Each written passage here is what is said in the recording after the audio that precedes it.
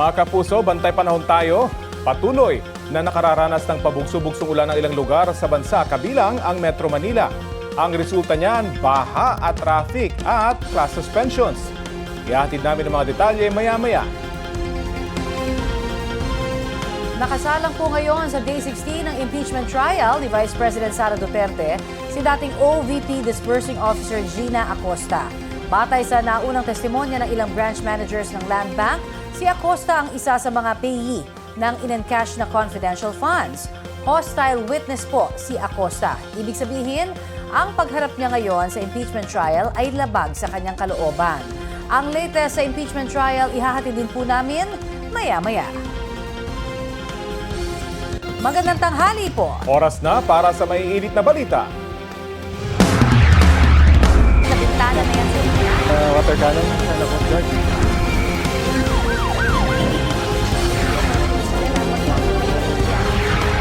Busog na sa balita. Dito sa Balitangan. Nakataas po ngayon ang yellow heavy rainfall warning dito sa Metro Manila. Dahil pa rin po yan sa epekto ng habagat. Apektado rin ang Zambales, Bataan at ilang panig ng Pampanga, Tarlac, Cavite, Batangas, Rizal at Bulacan. Posible ang pagbaha sa gitna ng malalakas na ulan na mararanasan hanggang 12:45 ngayong tanghali ayon sa Pag-asa. Bahagyang nahahatak ang habagat ng low pressure area na pumasok sa Philippine Area of Responsibility nitong magdamag. Namataan niyan mahigit 1,000 kilometro silangan ng Northern Luzon. Sabi po ng Pag-asa, may medium chance ang nasabing LPA na maging bagyo sa loob ng 2 hanggang 3 araw. Sa ngayon, wala pa itong direktang epekto sa lagay ng ating panahon. Base po sa rainfall forecast ng Metro Weather, posibleng magpaulan ng ulan dito po sa NCR hanggang mamayang hapon at gabi. Uulanin din sa mga susunod na oras sa malaking bahagi ng Luzon at ilang bahagi ng Visayas at Mindanao. May tsansa po ng heavy to intense rain sa ilang lugar na maaaring magdulot ng baha o landslide. Sa gitna ng masamang panahon, nagkaroon ng flash flood sa ilang lugar sa Benguet. Rumagasa ang tubig sa kalsadang yan sa Pugis, Buyagan sa bayan ng La Trinidad nitong weekend. Kaya mga otoridad, mahigpit na pinalalahanan ng mga biyahero na magdoble ingat lalo't posible pa rin ang malakas na ulan. Ganyan din ang sumalubong sa isang motorista sa Kapangan Road sa bayan naman ng Kibungan. May halong bato at putik ang bahang dumausdos sa kalsada. Nakaranas din po ng pagbaha ang ilang panig ng Metro Manila dahil sa tuloy-tuloy na pag-ulan mula pa kagabi. Sa Quezon City, gutter deep ang baha sa bahagi ng Caliraya Street. Ang ilang residente napapalusong sa baha. Pahirapan po ang pagbiyahe ng mga motorista. Sa Fairview Palitex Commonwealth Area, mabigat naman po ang trapiko sa Tandang Sora papuntang Quezon City Circle. Bumagal din po ang mga sasakyan sa Buendia, sa Pasay dahil sa gutter deep na baha. Nagmistula namang ilog ang ilang kalsada sa Mandaluyong.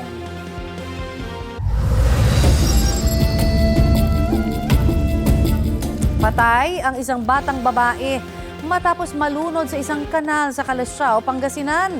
Ayon sa barangay official, nasa palayan noon ang 2 taong gulang na bata, kanyang ina at kanyang kapatid na 6 na taong gulang. Mangingisda raw noon sa lugar ang mag-iina. Habang naglalaro ang 2 bata, aksidente raw na naitulak ng nakatatandang kapatid ang biktima sa drainage canal. Tumulong ang isa ring namimingwit pero hinigop na pailalim sa tubig ang bata. Hindi rin lumabas sa kabila ang kanyang katawan dahil may nakabara sa kanal.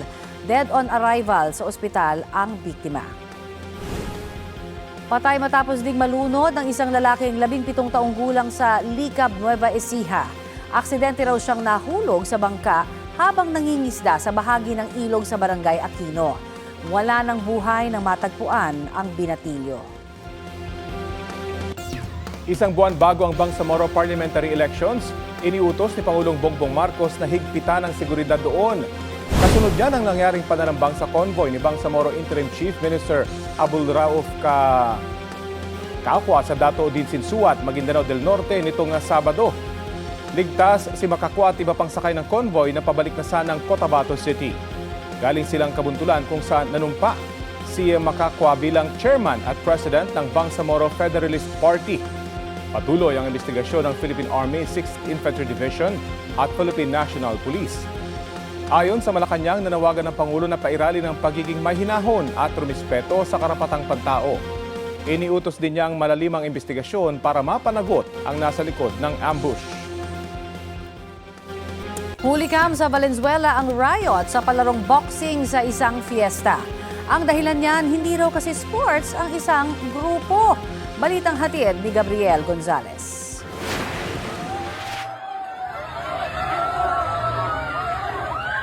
Ang sanay masayang fiesta sa Sitio Kabatuhan, Barangay Genti de Leon sa Valenzuela kahapon, nauwi sa rambulan.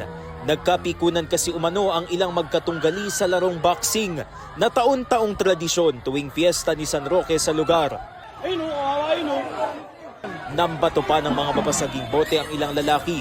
Nang hampas naman ang isa pa. Inawat ng mga barangay tanod na nakapose sa lugar ang mga nag-aaway na mga lalaki. 3 ang nasugatan sa nangyaring gulo. Binugbog nga sila. Bali, 8-6 daw yung sinasabi nila. 8 yung nambugbog, 6 yung magkakasama, pero bali 3 lang po yung nabugbog. Ayon sa barangay, maraming nakisali sa gulo noong mga oras na yun, kaya nahirapan umawat ang mga naka-duty na barangay tanod. Ayon sa isa sa mga biktimang si Joel Balmes, natalo ng kanyang kapatid ang kalaban sa boxing. Pero hindi raw natanggap ng kanyang kalaban ang pagkatalo. Kaya anya napikon nito. Pumagit na siya sa gulo, pero pati siya ay nadamay. May sumuntok sir na hindi naman sila ang kalaban sa boxing. Mga nanonood lang. Kumbaga, parang nadala sila sa hindi nila matanggap na talo. Mahirap awatin sa dami. Tapos di ko mamalayan, may pumalo na rin sa likuran ko. Ito nga, tama rin ba? Ayan, may tama, mamagana nga eh. Pinakanapuruhan daw ang kanyang kapatid at pamangkin na nanonood lang sa laro. Yung dalawang yun, kapatid ko sa kapamangkin ko yung pinuntirya nila, ilang binabanata nila eh. May mga sugat sila, may mga tama sa mukha, kaya magpapamedical siya. Desidido silang magsampa ng reklamo sa mga nambugbog sa kanila. Iniimbestigahan na rin ng pulisya ang insidente. Sinisikap ang kunan ng pahayag ang nakalaban sa boxing ng isa sa mga biktima. Gabriel Gonzalez, nagbabalita para sa GMA News. Pinalawig ng Bureau of Internal Revenue ang deadline sa paghahain at pagbabayad ng buwis sa mga lugar na naapektuhan ng masamang panahon na dulot ng habagat. Para sa tax returns at payments na may deadline na August 10 hanggang 16, extended ang pag-file niyan hanggang August 18 ayon sa BIR. Ipatutupad yan sa Revenue District Offices sa ilang lugar sa Metro Manila, Ilocos Sur, La Union, Pangasinan, Cordillera Region at ilan pang lalawigan sa Luzon. Extended din hanggang bukas ang deadline para sa taxpayers na naapektuhan ng technical issue sa EBIR Forms offline package. Para sa karagdagang impormasyon, pumunta lang sa website o social media page ng BIR.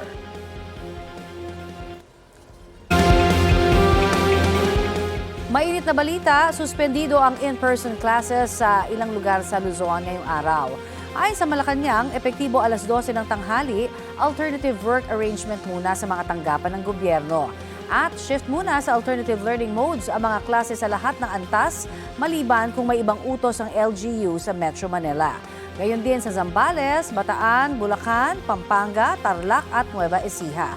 Pati na rin sa Cavite, Batangas, Rizal, Laguna, Quezon Province at Occidental Mindoro. Nasa pagpapasya naman raw ng pamunuan ng pribadong sektor kung magsususpindi rin ng pasok ngayong Lunes. Hulikam ang paghahablot ng isang motorcycle rider sa cellphone ng isang siklista sa Marcos Highway sa Pasig. Kasama rin natangay ang lisensya at pera ng siklista. Balitang hatid ni EJ Gomez. Binabaybay ng 2 biker at motorcycle rider ang Marcos Highway sa Barangay de la Paz, Pasig City, umaga noong August 10. Lumipat ng linya ang motorsiklo at sinabayan ng 2 biker.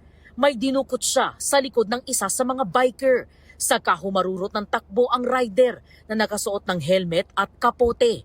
Ayon sa 32 anyos na biktimang si Drew, 3 silang magkakaibigang biker na nanggaling sa hinulugang taktak at pauwi na sana nang mangyari ang insidente. Natangay raw ang kanyang cellphone na abot sa 15,000 piso ang halaga. Tapos sa likod po nung cellphone, meron pong lisensya tapos 5,000 na cash po. Nakaipit doon sa likod ng cellphone. Napansin daw ng grupo ng mga biker na sumusunod sa kanila ang rider sa bahagi pa lang ng Masinag sa Antipolo. Mahigit 3 kilometro raw ang kanilang itinakbo hanggang makarating sa bahaging ito ng Marcos Highway sa Pasig nang tangayin ng rider ang mga gamit ng biktima. Hinabol po namin yung rider hanggang doon sa Pasig de la Paz. Kaya nga lang lalo po siyang bumilis. Hindi na po nakita. Inireport nila ang insidente sa Barangay de la Paz at doon nakuha ang mga CCTV. Kitang-kita po sa CCTV yung pangyayari, kaya lang hindi talaga kayang plakahan dahil sobrang bilis po nila. Mabilis po yung takbo talaga ng rider. Inireport na rin ang insidente sa Pasig City Police. Patuloy ang investigasyon ng pulisya. EJ Gomez, nagbabalita para sa GMA News. Abiso po sa mga taga-Visayas, isa sa ilalim po sa red at yellow alert muli ang Visayas Grid ngayong araw. Ayon sa National Grid Corporation of the Philippines, magsisimula ang yellow alert mamayang alas 4 hanggang alas 5 ng hapon. Red alert naman pagdating ng alas 5 ng hapon hanggang alas 8 ng gabi. At yellow alert ulit mamayang alas 8 hanggang alas 9 ng gabi. Ayon sa NGCP, 26 na planta sa Visayas ang hindi gumagana. 14 na planta naman ang derated o limitado ang kapasidad. Ayon sa Department of Energy Visayas, posibleng babalik na sa normal ang Visayas Grid sa September 11. 2 coal-fired power plants kasi ang inaasahang magbabalik operasyon na. Tinitignan na rin ng ahensya ang iba pang power facilities na posibleng makabalik na sa operasyon bago matapos ang buwan ng Agosto. Well naman ang latest this week, happy at thankful si Sparkle star Martin Del Rosario sa positive reviews na natatanggap ng kanilang Cinemalaya 2026 entry na Tayo Lang Ang Nakakaalam. Chika ni Martin, pinaka-challenging part sa kanyang pagganap bilang queer character sa pelikula, ang restraint na atake. Para daw siyang nakaramdam ng pagkasakal nang basahin niya ang script ng character na si Neil. Ang maganda, the more challenging ang isang role, mas bet daw yan ni Martin. Yung atake na patago, restraint, kasi nanggaling ako sa TV, sa teatro, lahat kailangan ng emosyon, ilalabas. Ito ang challenging dito, kailangan mo lahat itago, i-hold back. Present si Martin sa Quiapo ilalim pagsusulat ng iba't ibang daan. Book launch ni National Artist for Film and Broadcast Arts, Ricky Lee. Kabilang si Martin sa mga artistang nagbasa ng excerpt mula sa libro. Naroon din ang co-star niya sa Tayo Lang Ang Nakakaalam na si Epi Quizon. Nagbasa rin ng excerpt si Meryl Soriano na mapapanood soon sa Kapuso comedy drama series na Delivery Boy. Ito na ang mabibilis na balita. Arestado sa Guimba, Nueva Ecija ang 58 anyos na babaeng may warrant of arrest para sa kasong grave threat. Ayon sa pulisya, nangyari ang pagbabanta ng suspect noong Hunyo. Wala silang ibinigay na detalye ukol sa biktima. Naaresto ang akusado sa Oplan Galugad ng pulisya sa Barangay Santa Veronica. Wala pang pahayag ang akusado na nasa kustodiya ng Guimba Police Station. Sumiklab ang sunog sa isang residential area sa Valenzuela pasado 1:00 ng madaling araw kanina. Hindi bababa sa 12 fire truck ang rumisponde sa sunog na umabot sa 2nd alarma. Base sa inisyal na impormasyon, nasa 40 bahay at mahigit 80 pamilya ang apektado ng sunog. Patuloy pang iniimbestigahan ng sanhi ng apoy. Tinatalakay na ng House Committee on Appropriations ang hinihinging 7.2 trillion pesos na 2027 budget ng gobyerno. Gayunman, may napuna ang isang senador sa budget para sa infrastructure projects. Balitang hatid ni Jonathan Andal. Sinita ni Senator Ping Lacson ng anyay questionableng lump sum appropriation sa isang proyektong pang-infrastruktura ng isang ahensya. Sa 7.2 trillion peso 2027 national budget na hiling ng Malacanang, hindi niya binanggit kung anong ahensya ito. Pero sa tingin niya, hindi ito dapat lump sum. Sabi ni Lacson sa isang pahayag, pwede lang ang lump sum appropriations kung ang item o paglalaanan ng pondo ay hindi pa malino kung paano gagastusan, tulad ng calamity fund dahil hindi matutukoy kung kailan mangyayari ang kalamidad. Sa lump sum para sa infrastructure project, sabi ni Lacson, dapat naka-breakdown o nakahimay kung paano ito gagamitin. Ani Lacson, kaklaruhin niya ito sa briefing ng Development Budget Coordination Committee sa August 27. Sinilip din ng People's Budget Coalition ng 2027 National Budget. Puna nila 15% ng kabuuang pambansang pondo ay pambayad utang lang. Lumiliit po talaga yung espasyo para sa mga necessary na social services para sa ating mga kababayan. Ang naging problema syempre ay hindi natin na-manage ang ating finances, pero yung government natin hindi nag-prioritize ng tax reform measures. Nasa sitwasyon tayo na tumataas po yung gastos natin, subalit yung pag-collect natin ng revenue na dapat yun tutugon sa gastos natin, hindi yun na-address. So tumataas yung gastos, lumiliit yung revenue, lalaki talaga yung utang. Isa ang People's Budget Coalition sa mga nagsilbing observer sa pagtalakay ng 2026 national budget noong nakaraang taon. Sabi ni Manila Representative Benny Abante, dapat ulitin ang ginawa noong 2025 na naka-livestream ang BICAM. Walang dapat na sikreto sa budget. Walang dapat sikreto sa budget. Whether it be unprogrammed funds o automatic appropriations yan, kinakailangan malaman ng taong bayan kung saan nagmumula yan, kung saan ang gagaling yan, kung anong klaseng project yan, kung paano i-implement yan, at kung magkano ng budget ibinigay dyan, at kung sino mag-i-implement. Jonathan Andal, nagbabalita para sa GMA News. Nagkalat ang kilo-kilong repolyo at karot sa gilid ng Labey-Lacamen Road sa Tublay, Benguet. Kwento ni Yus Cooper Grail Polig na pilitan ng ilang magsasakan na itapon ang mga yan dahil sa oversupply. Mahaba raw ang pila ngayon sa trading center na inaabot daw ng 2 araw. Sa tagal ng paghihintay, nabubulok din ang mga gulay at wala nang bumibili. Pinupulot na lang yan ng ilang residente para ipakain sa kanilang mga alagang hayop. Wala pang pahayag ang Department of Agriculture kaugnay rito.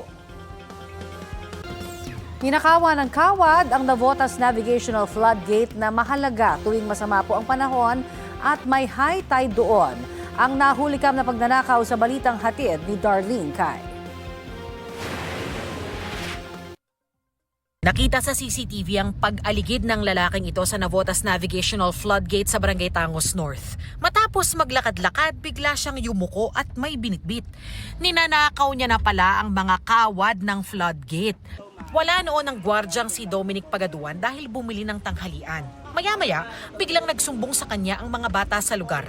Yung area namin, medyo medyo risky. Pag abot ko doon sa area namin, ma'am, sinabi nila sa akin na nagnanakaw si pumunta ako agad ma'am sa building na yon. Lumapit ako agad sa building na yon. Nakita ko na may nakita ko doon na naragarin na. Bumalik pa niya ang kasamahan umano ng suspect na nakunan niya pa ng video. Sorry. Hindi, ikaw yung inutusan niya eh. Ikaw yata inutusan niya eh. Kinukuha mo na eh. Yun pala, balak pa raw kunin ang natirang wire. Naman kaagad na nakuha agad lahat. So yun ang binalik-balikan siyempre andun na ako. 10 metro ng kawad ang ninakaw. Tukoy na ng Navotas Police ang pagkakakilanlan ng mga suspect. Yung kanso kasi, yun yung mahal eh. Sinusunog nila itong yung mga balat na ito. So yung copper wire doon, yun yung binibenta nila na mahal. We have our tracking team na nag-ano dito sa dalawang suspect, and also we're preparing na rin yung case doon sa dalawa. Ikinagalit ni MMDA General Manager Nicolas Torre III ang insidente. Anya, ang ilang pirasong kikitain sa nakaw na kable ay maaaring ikapahamak ng maraming tao at ari-arian. Nananawagan siya sa publiko na maging mas mapagmatsyag. Hinigpitan na ang seguridad sa lugar dahil sa ninakaw ng mga kawad. Ayon sa LGU, naapektuhan ng flushing at stoplight ng Navgate pero hindi naapektuhan ang kakayahan nitong pigilan ng tubig mula sa Navotas River.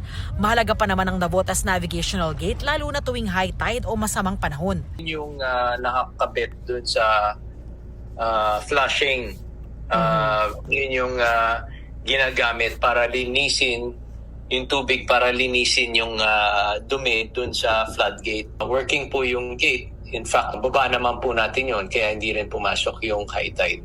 Darlene Kai, nagbabalita para sa GMA News.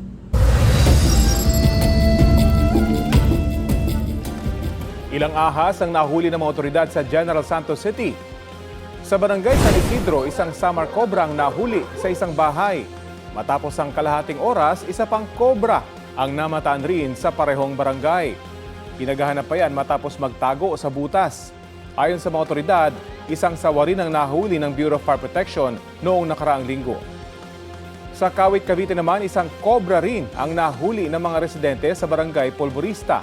Inaalam pa kung yan din ang cobra na nakita malapit sa isang eskwelahan noong isang linggo. Turnover na sa City Environment and Natural Resources ang mga nasabing ahas. Ayon sa Department of Environment and Natural Resources, nagsisilabasan ng mga ahas dahil sa epekto ng mainit na panahon o kaya ay naapektuhan ng pag-ulan ng kanilang lungga. Paalala ng mga eksperto, sakaling makakita ng ahas, huwag itong hahawakan at sasaktan. Ipagbigay alam agad ito sa mga otoridad para ma-rescue. Pulikam ang banggaan ng tricycle at motorsiklo sa Pontevedra, Capiz. Dire-diretso ang takbo ng tricycle na yan sa isang kalsada sa barangay Binuntukan nang tumawid ang motor mula sa kabilang lane. Nagtamo ng minor injuries ang rider at 2 pasahero ng tricycle. Nasa kustudiyan na po ng pulisya ang tricycle driver. Sinusubukan pa silang makuhanan ng pahayag.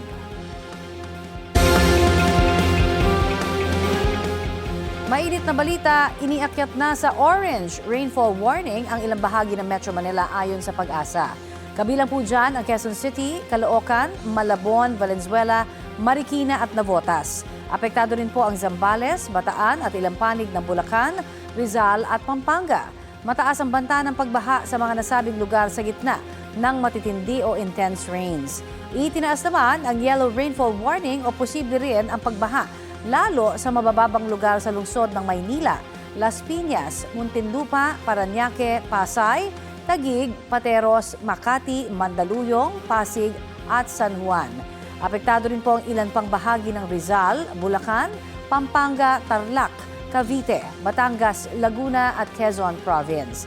Tatagal ang orange at yellow rainfall warnings hanggang mamayang 2:00 ng hapon. Dahil sa mga refund na inaprubahan ng Energy Regulatory Commission, bahagyang mas mababa ang singil ng Meralco ngayong Agosto. Ito'y kahit tumaas ang transmission charge o yung sinisingil sa paghahatid ng kuryente mula sa mga planta papunta sa power distributors. Balita hatid ni JP Soriano. Tumaas ng 22.22% ang transmission charge sa electricity bills ngayong Agosto. Mula sa 1 peso at 43 centavos per kilowatt hour, magiging 1 peso and 75 centavos per kilowatt hour ang singil. Ayon sa National Grid Corporation of the Philippines o NGCP, pangunahing dahilan nito ang pagtaas ng ancillary services o AS rates.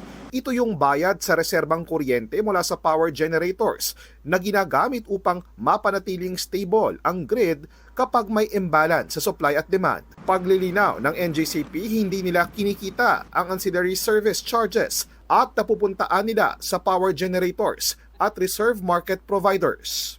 Mahigit 30% yung tinaas nung ancillary service rates. Very, very small percentage siya dun sa binabayaran ng consumers. Ang dagdag singil, katumbas ng mahigit 60 piso para sa mga household na kumukonsumo ng 200 kWh kada buwan. Nauna nang sinabi ng Meralco na na-offset na nila ang pagtaas ng ilang charges dahil sa ERC-approved refund. Kaya sa kabuuan, bumaba pa ng bahagya ang Meralco rate ngayong Agosto. Kung kailan naman tumaas yung kilowatts, bumaba naman yung kuryente namin. JP Soriano, nagbabalita para sa GMA News.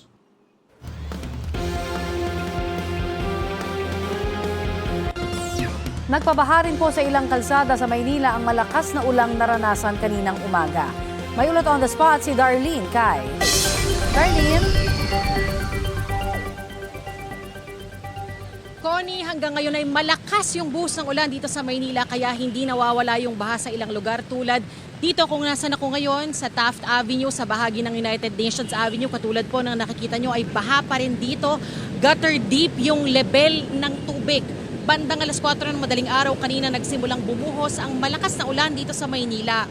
Nagbaha tuloy sa iba't ibang bahagi ng lungsod gaya sa Taft Avenue, Mabini Avenue, Calao at United Nations Avenue. Nagdulot ito ng mabigat na daloy ng trapiko sa Maynila. Hanggang sa mga oras na ito ay may gutter deep pa ring baha dito sa Taft sa bahagi ng UN. Walang magawa yung mga residente at commuter kung hindi lumusong sa baha. Pahirapan din ang pagdaan ng mga maliliit na sasakyan, motorsiklo, tricycle at mga pedicab.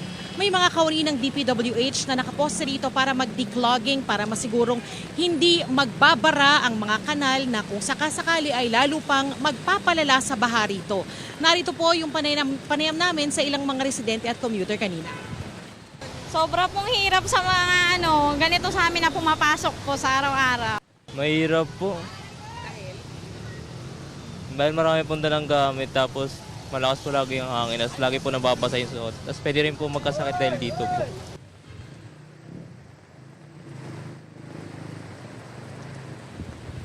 Samantala, isang lalaking 13 anyos ang patuloy na hinahanap ngayon sa Ilog Pasig. Ayon kay Manila DRRMC Director Arnel Angeles, naligo sa ilog ang bata kasama ang kanyang mga kaibigan bandang 1:00 ng hapon kahapon. Bigla na lang daw siyang tinangay ng tubig at hindi na nakita hanggang sa mga oras na ito.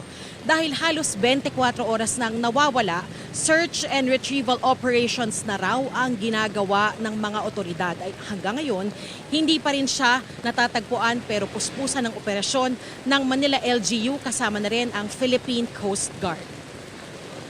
Connie, kanina lamang ay inanunsyo na ni Manila Mayor Isko Moreno na sinususpindi ang lahat ng afternoon classes sa lahat ng antas dito sa Maynila. Public at private schools po yan at magsuswitch na lang sila o lilipat sa alternative delivery mode. At katulad po ng nakikita nyo, mula nang sumahim papawid tayo kanina lamang ay lalo pang lumakas yung buhos ng ulan dito. Kaya pinaalerto yung mga residente at lahat ng nagtatrabaho at daraan dito sa Maynila. Lalo't inanunsyo na rin ng MDRRMC o NDRRMC na nasa ilalim na ng orange rainfall warning ang Metro Manila kasama na itong lungsod. Connie. Yes, Darlene, paki-confirm lamang kasi may mga natatanggap din tayong balita kanina na pati yung mga kawani ng gobyerno ng LGU ay work from home na lamang at pinauwi na daw.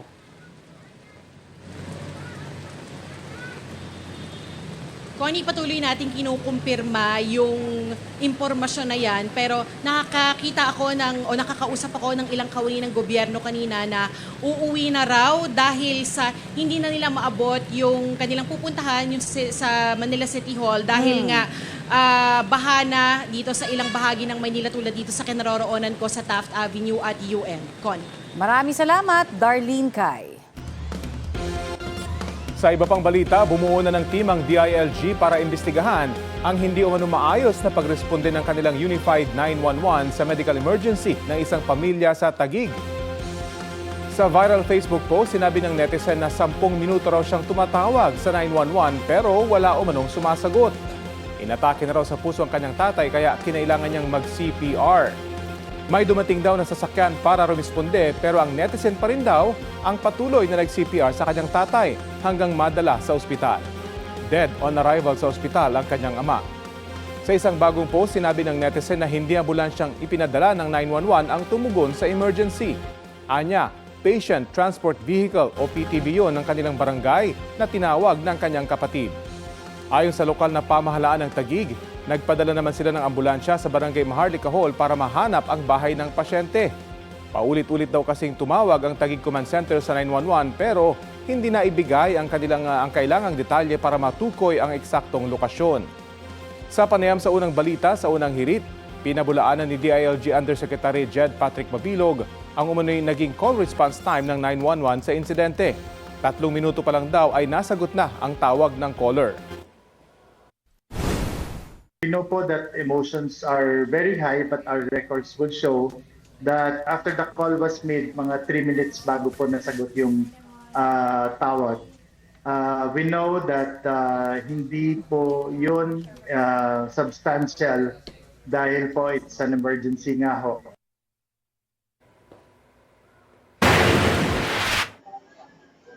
Pasado 3:00 ng madaling araw nitong Sabado, Kita sa CCTV ang paglapit ng dalawang lalaki sa mga vendo machine ng tubig sa Teachers Village sa Barangay 12, Caloocan. Pinuntirya ng lalaking naka-gray na jacket ang lagayan ng barya sa vendo machine gamit ang screwdriver. Ilang sandali pa, nabuksan na ang lagayan ng barya at agad niyang nilimas ang laman nito. Tinarget naman ng kanyang kasama ang lagayan ng barya ng katabi nitong hot and cold water vendo machine. Nang malimas ang laman nito, agad tumakas ang mga sospek. Tinatayang mahigit 2,000 piso ang halaga ng mga ninakaw ayon sa may-ari ng mga vendo machine. Hindi namin sinaway kasi akala namin magigibla ng tubig. Ninakaw daw yung laman ng laman ng vendo, pati yung isa. Kinabukasan, nung pagising namin, nag-review na kami ng CCTV. Na-confirm nga namin na ninakawan na nga. Ayon po doon sa biktima, inuna ng 2 sospek ito pong water refilling vendo na ito. Ginamitan daw po ng tools itong pinakalagayan nila ng bayad at saka po tinangay yung coins dito po sa loob. Pagkatapos naman po, sinira itong padlock nito. Ngayon po ipinalitan na lang nila pero sinira daw po ito ng 2 sospek at saka po tinangay yung coins dito po sa loob ng hot and cold water vendo. Ipinost ng biktima ang video online at inireport sa barangay 8 at 12. Napag-alamang may iba pang nabiktima ang mga sospek. Tapos may mga nag-comment, may mga nag-message sa akin na kilala nga nila. Basta barangay 8. Tsaka gawain daw talaga nila yan. Ang barangay 12, hinahanap na ang mga sospek. Actually, in-action naman po namin yan. Hinahanap naman po namin yung mga nagnakaw na yun. Ayon naman sa pulisya, naaresto nila ang lalaking naka-blue sa video na kinilala sa alias na Dodong ilang oras pagkatapos ng insidente dahil sa iba pang kaso. Patuloy naman ang pagtugi sa kasabwat niyang si alias Kakart. Nakakulong na sa Sangandaan Substation 4 si alias Dodong na may dati ng kasong pagnanakaw. Sinusubukan pa namin siyang hingan ng pahayag. Gabriel Gonzalez, nagbabalita para sa GMA News. Nagsimula na ang pagtalakay ng Kamara sa panukalang 7.2 trillion peso 2027 national budget ngayong araw. May ulat on the spot si Jonathan Andal. Jonathan? Tony, nakasala ngayon ang economic team ng Administrasyong Marcos na DBCC o Development Budget Coordination Committee na binubuo ng Department of Budget, DepDev o Department of Economy, Planning and Development, Department of Finance at Bangko Sentral ng Pilipinas. Ipinapaalam ngayon ng DBCC sa mga kongresista kung paano popondo ang 7.2 trillion na panukalang budget sa susunod na taon. Ang sabi ni DBM Secretary Kim Robert De Leon, umabot ng 11 trillion pesos ang natanggap nilang budget proposal mula sa iba't ibang ahensya ng gobyerno pero di raw kayang pagbigyan lahat kaya tinapyasan nila at bumaba sa 7.2 trillion ang ipinasa nilang total expenditure program o panukalang budget sa 2027. Sa kanya namang opening statement, tiniyak po ni House Appropriations Chair Representative Mika Sonsing na magiging bukas ang proseso ng pagbuo ng budget. Binuwag na rin daw nila ang small committee at binuo ang kauna-unahang Budget Amendments Review Subcommittee. Ang NEP o National Expenditure Program ay binalangkas ng ehekutibo base sa pangangailangan ng bansa na sa tingin nila ay kailangang pondohan sa susunod na taon. Day 1 ngayon ng 53-day timetable na target ng Kamara sa pag-aproba ng budget sa October 9. Sa mga oras na ito, Connie, ay nagsisimula ng magtanong yung mga kongresista sa mga economic managers ng Administrasyong Marcos. Aalamin natin maya-maya kung meron ba silang nasilip na kapuna-puna doon sa budget. Kasi nung weekend, sinabi ni Senator Ping Lacson, may nasilip siya na may lump sum sa infrastructure project ng isang government agency, daw di niya binanggit kung ano, na yun ay kanyang kinquestion. Kasi kapag lump sum daw, hindi daw pwede yung lump sum sa infrastructure project kasi kailangan may breakdown kung paano mo popondohan ang isang proyekto ng pa-infrastruktura. Yan muna ang latest mula rito sa Batasang Pambansa. Po si Jonathan Andal ng GMA News. Balik sa'yo, Connie. Maraming salamat, Jonathan Andal. Exciting ang bigating collaboration ng Kapuso Network kasama si Grammy Award-winning Filipino-American artist Apple Diab.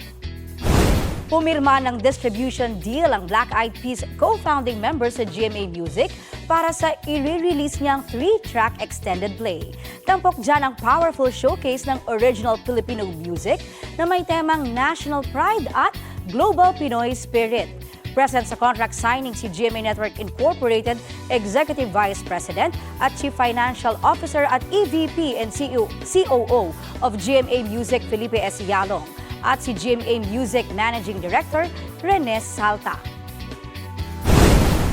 Apple is the first foreign artist that have signed with us. I want to make GMA Record a company that will be identified with quality as well as a home for talented Filipino artists. I think this is just the start of a more collaboration. Beyond music and performing around the world, I always have our country, our beloved country in back of my mind on how can I bridge my opportunity back home. Update tayo sa lagay ng panahon matapos bahain ng ilang lugar sa Metro Manila bunsod ng malakas na ulan. Makakapanayam natin si Pag-asa Weather Specialist Grace Castañeda. Magandang umaga at welcome po sa Balitang Hali. Magandang umaga din po, Sir Rafi. Magandang umaga din po sa inyong mga taga-subaybay. Opo. Kahit wala pong bagyo, mananatili bang malakas ang habagat ngayon pong linggo? Yes po, Sir Rafi. Expect po natin ngayong linggo, prevailing pa rin po yung habagat. And then ngayon pong Monday hanggang Wednesday, mas magiging malakas po yung mga pag-ulan na ina-expect po natin. Sa ngayon po, wala tayong bagyo pero meron po tayong circulation or may LPA po tayo sa loob ng ating area of responsibility, which is isa po ito sa nag-i-influence din ng habagat po natin ngayon. Ano po yung pinaka-maapektuhan? Sa ngayon po, mostly yung buong bahagi pa rin po ng Luzon, pero yung mga malalakas po na pag-ulan is concentrated over the western section. So, 100 to 200 millimeters of rainfall po for the area of Benguet, La Union, Pangasinan, Zambales, and Bataan, while for nearby areas or sa Ilocos Sur, Abra, Tarlac, Pampanga, Bulacan, Metro Manila, Rizal, Cavite, Batangas, at Occidental Mindoro, possible naman po yung 50 to 100 millimeters of rainfall. So malakas po talaga. Ganun po ba sa lahat ng mga maapekto ng habagat o may mga areas lang na ganito katindi yung buhos ng ulan? For the areas po na nabanggit natin kanina na may possible po na 100-200 millimeters of rainfall, mostly po mas frequent po yung buhos dyan ng mga malalakas na pag-ulan. For dito naman po sa Metro Manila and nearby areas, meron po tayong brief lang na pahinga po ng mga pag-ulan, but any time of the day, nandyan po yung mga biglaang buhos po ng malakas na pag-ulan, lalong-lalo na po kapag may thunderstorm din na due to habagat. Posible po bang tumagal muli hanggang weekend itong maulang panahon? Sa ngayon po, Sir Rafi, nakikita natin yung malakas po na ulan is or enhanced na pag-ulan yung any time of the day po, possible yung biglaang buhos is magtatagal hanggang Wednesday. Pero magdedepende pa po ito dito sa LPA din na minomonitor natin. Dahil kapag po mas naging define po siya or mas naging bagyo po siya sa mga susunod na araw, posibleng ma-influence niya po tuloy-tuloy yung habagat. So kapag ganun po yung nangyari is, yung buong weekend po natin is may mga ganito po tayong periods ng heavy rainfall pa rin for most parts of Luzon. Kumusta po yung movement itong low pressure area? Sa ngayon po, medyo pabago-bago pa po yung pagkilos niya or erratic pa po yung movement niya. But generally, nakikita natin west-northwestward po ito patungo sa area ng Taiwan. In terms of direct effect, possible po sa area po ng Batanes, and then habagat pa rin yung prevail po for most of Luzon saka western section ng Visayas. Very quickly po, baka may paalala po kayo sa ating mga kababayan ngayong malakas po ang ulan? Yes po, sa ngayon po, meron pa rin tayong strong episode ng habagat na magpapatuloy po hanggang sa mga susunod na araw. So may mga malalakas pa rin po tayong mga pag-ulan, kaya pagiging alerto pa rin po dahil magiging mataas po muli yung banta ng mga pagbaha at pagguho ng lupa for most areas po ng Luzon, lalong-lalo na sa western sections po nito. Maraming salamat po sa oras na binahagi nyo sa Balitang Hali. Maraming salamat din po. Yan po si Pag-asa Weather Specialist Grace Castañeda. Ian. Yes, Rafi, sa Day 16 nga ng impeachment trial laban kay Vice President Sara Duterte, hiniling ni Public Prosecutor Representative Joel Chua sa impeachment court na kung maaari ay pagsalitain si Private Prosecutor Virgil Ligutan. Kaugnay ito, Rafi, doon sa naging manifestation ni Attorney Sheila Sison ng Depensa patungkol sa social media post ito ngang si Ligutan ukol sa misleading questions. Pero hindi muna ito pinahintulutan ni Presiding Officer Cheese Escudero dahil hindi pa raw maglalabas ng ruling ang korte. Sa unang kalahating oras ng trial, Rafi, natapos ang pagharap ni Marivic Pareha ng kamera at na-excuse na siya. Hindi nga siya nakapag-testamento mismo dahil nagkasundo ang magkabilang panig ukol sa mga ebidensyang ipapa-identify sa kanya ukol sa mga naging pagdinig sa kamera patungkol sa confidential funds. Sunod na iniharap ng depensa si Gina Acosta, ang dating Special Disbursing Officer ng OVP na nag-handle ng confidential funds ng OVP mula 2022 hanggang 2023. Idineklara ni Attorney Virgil Liguta na magiging unang hostile witness nila si Acosta dahil sa posisyon niya sa OVP at dating trabaho bilang SDO. Naging SDO rin daw siya ni VP Sara Duterte noong alkalde siya ng Davao City, kaya nais nilang patunayan na kaya siya naging SDO sa OVP ay dahil sa performance niya sa Davao City. Tutol si Attorney Lindel Bakel ng depensa na talakayin ang pagiging SDO ni Acosta sa Davao City dahil hindi naman daw ito saklaw ng habla sa impeachment trial, pero sa ruling ni Presiding Officer Cheese Escudero, pinayagan niya na makasama sa tatalakayin ng prosecution ang pagiging SDO sa Davao ni Acosta para ma-establish lamang ang behavior pattern at hindi bilang bahagi ng impeachment trial at hindi rin idaragdag sa charge sa VP. Ayon kay Bakel, hindi agad pwedeng gawing hostile witness si Acosta. Kailangan pa raw itong ma-establish ng prosecution. Git niligutan may counter affidavit na si Acosta sa Office of the Ombudsman ukol sa reklamo patungkol sa confidential funds. Si Presiding Officer Cheese Escudero na ang nag-rule na gawing hostile witness si Acosta na co-terminus ang posisyon sa OVP kay VP Sara Duterte at kapag wala na nga sa OVP ang bise ay mawawala na rin siya ng trabaho. Pinayagan namang maging hostile witness, sinabi ni Escudero kay Ligutan na maaari lamang magtanong ng leading question sa testigo pero hindi maaari ang leading question. Sa ngayon, Rafi, ay nagpapatuloy pa rin ang pagtatanong ni Attorney Ligutan sa hostile witness nila na si Gina Acosta. At ina-expect din, Rafi, na magkakaroon ng break ngayong tanghali ang impeachment court at wala pa rin tayong naririnig ukol sa posibilidad o kung ano man ang magiging posibilidad dahil nga sa sama ng panahon sa araw na ito. Balik sa iyo, Rafi. Maraming salamat, Ian Cruz. Update po tayo sa lagay ng kalsada at trapiko sa Metro Manila sa gitna ng malakas na ulan. May ulat on the spot si Mariz Umali. Mariz! Tony, ginising ng malakas na ulan ang marami nating kababayan sa iba't ibang panig ng Metro Manila ngayong Lunes ng umaga. Halos walang tigil nga ang malakas na ulan gaya sa Quezon City na nagdulot ng mabigat na daloy ng trapiko sa EDSA. Kinailangan nga naming humanap na ibang ruta papuntang Pasay. Pero pag-ikot namin sa may Gilmore Street sa New Manila, mabagal din ang daloy ng mga sasakyan. Hanggang gutter deep ang baha sa ilang bahagi nito. Poor visibility rin ang sitwasyon dahil sa lakas ng ulan. Nagbaha rin sa iba't ibang panig ng Metro Manila sa Pasay City, Connie, sa EDSA Rojas northbound as of 7:26 a.m. bumaha hanggang gutter deep. Bagaman passable naman ito sa lahat ng klase ng sasakyan. Sa Andrews Avenue corner Aurora Boulevard, both lanes, gutter deep din ang baha at passable to all types of vehicles.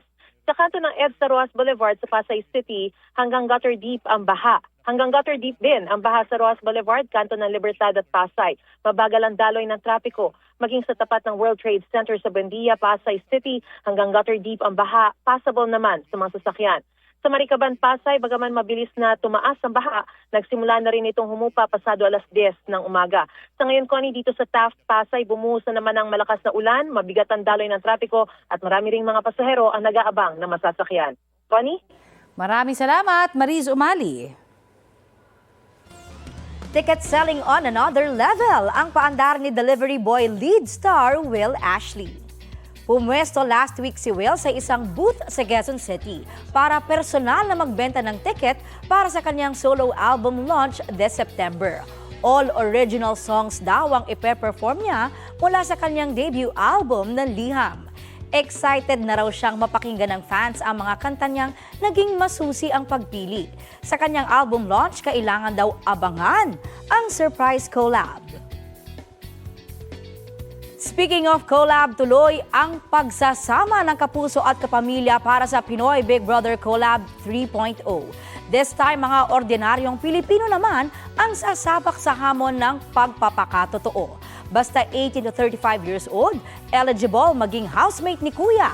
Sa mga BetMag audition, i-scan lang ang QR code o pumunta sa PBB Collab website. Mag-fill out ng detalye at mag-upload ng 1-minute audition video ng self-introduction at kung bakit karapat-dapat kang maging housemate.